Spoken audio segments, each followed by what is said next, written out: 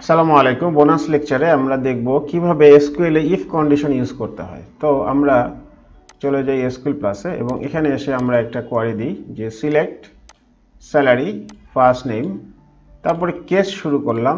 কেসের মধ্যে বলতেছি স্যালারি, যখন স্যালারি ৬০০০ হবে তখন লো দেখাও, যখন ২৪,০০০ হবে তখন হাই দেখাও, এবং উপরে কোনোটাই যদি না হয় তাহলে মিডিয়াম দেখাও।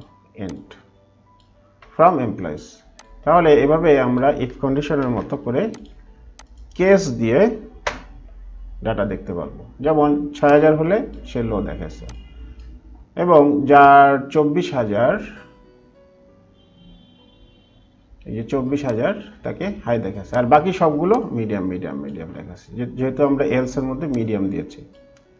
তো এই হচ্ছে কেস ম্যানিপুলেশন, এবং কেসের মধ্যে আমরা ইচ্ছা করলে কন্ডিশনও দিতে পারবো, এই যে গ্রেটার দেন 2000 যদি হয় সেভাবে আমরা কন্ডিশন ইউজ করতে পারবো।